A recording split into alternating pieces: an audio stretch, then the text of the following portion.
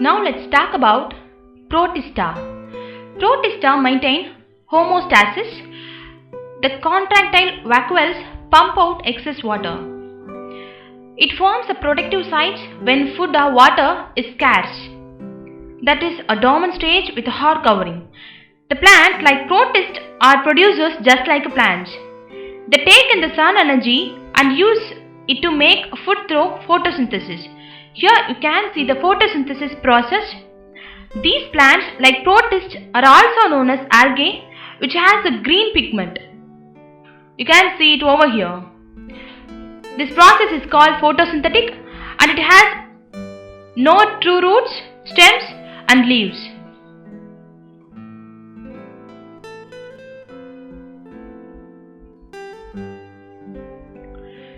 Now we are going to see about amoeba. The amoeba uses pseudophoria for locomotion. You can see the pseudophoria which is represented over here. By using pseudophoria, the amoeba can be moved from one place to another place. You can see the locomotion depiction. Amoeba surround and engulf their food. This process is called phagocytosis. Here you can see the phagocytosis.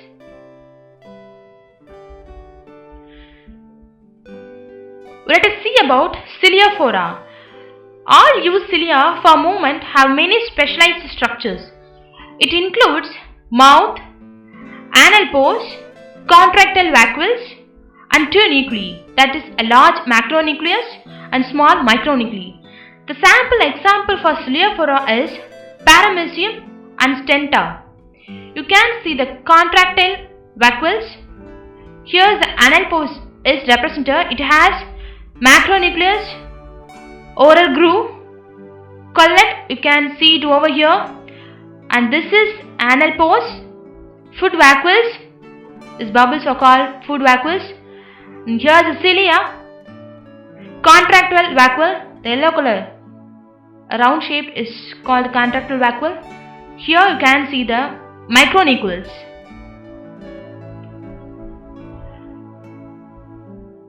Now we are going to see about phylum Sporozoa. The phylum Sporozoa or parasites have no means of locomotion. It forms spores that are dispersed by one or more hosts. Example for phylum Sporozoa is Plasmodium. This Plasmodium causes malaria. Here you can see the Plasmodium. The malaria cell is depicted over here. You can see it here. Let us see about fungi. A fungus is any number of a large group of eukaryote organisms that includes microorganisms such as yeast and molds, as well as the more familiar mushrooms. The fungi are eukaryotes. It absorptive heterotrophs, that is digest food outside their body and then absorb it. The fungi's cell walls are made up of chitin. It is nearly all multicellular, but the yeast are unicellular. It is distinguished from other kingdoms by nutrition. You can see it over here. Structural organisms and growth. The final one is reproduction. You can see the eukaryote over here. It has a cell membranes, mitochondria, which is represented over here, the free ribosomes, and the endoplasmic reticulum. The ribosome is represented in dots. Here you can see the nucleus. It is called eukaryote.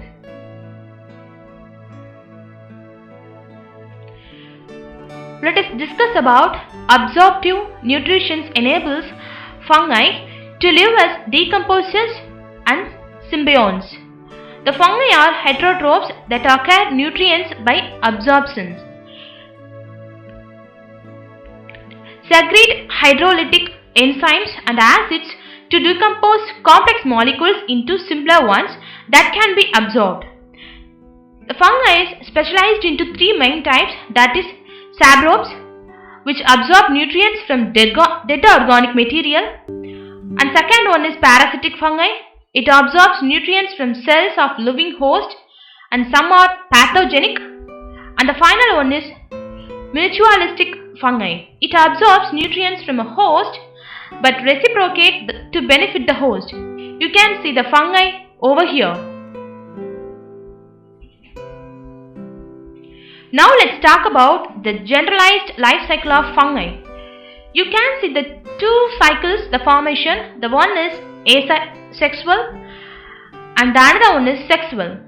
In asexual, from germination and then mycelium, the next step is spore producing structure.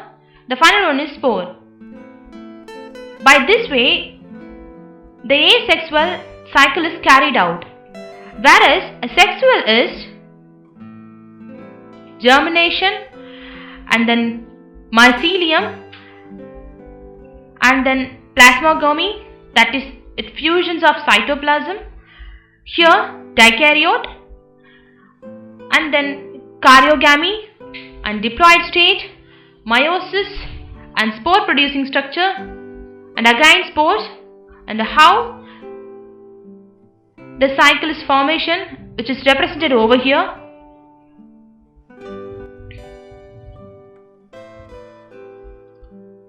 Now let's talk about yeast.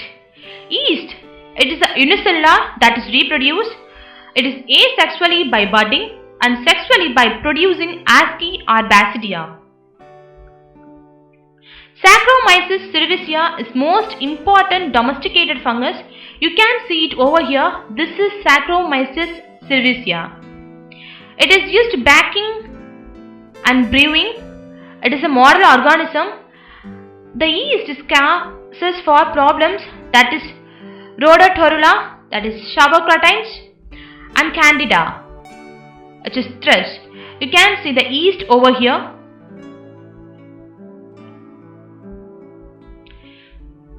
Now we are going to see about lichens, which is nothing but it is a symbiosis of algae with the fungal hyphae. The algae provides a fungus with food. It may fix to the nitrogen.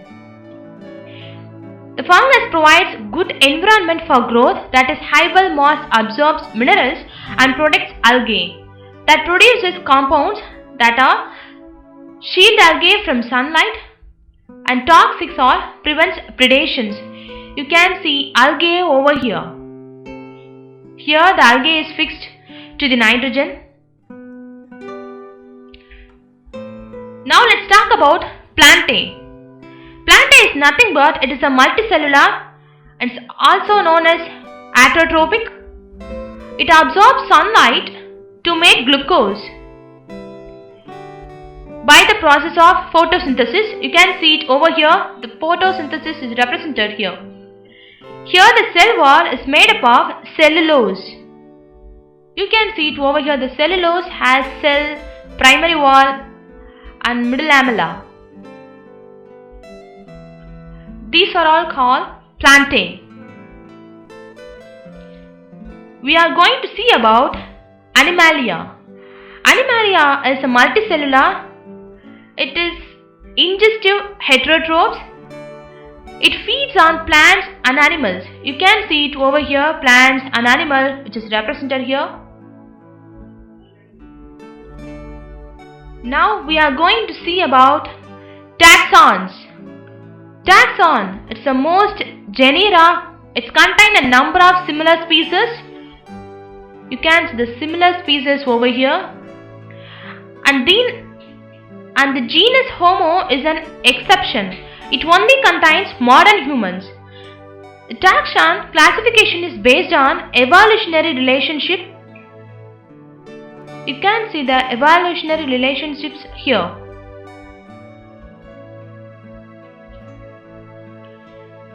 Let us discuss about the basis for modern taxonomy. It is a homologous structure, that is same structure and different functions. The similar embryo development. Here the molecular similarity in DNA, RNA or amino acid, the sequence of proteins. The DNA is here, RNA, protein. In between them, the transcription and translation is denoted over here.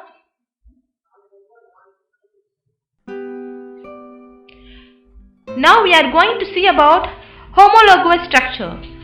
Homologous structure shows similarities in mammals. You can see it over here, that is a bones in forelimbs.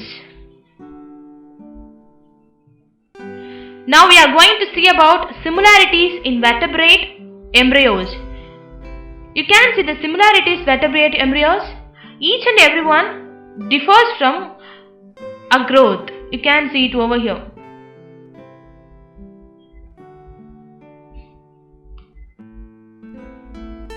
Thank you for watching from GTech.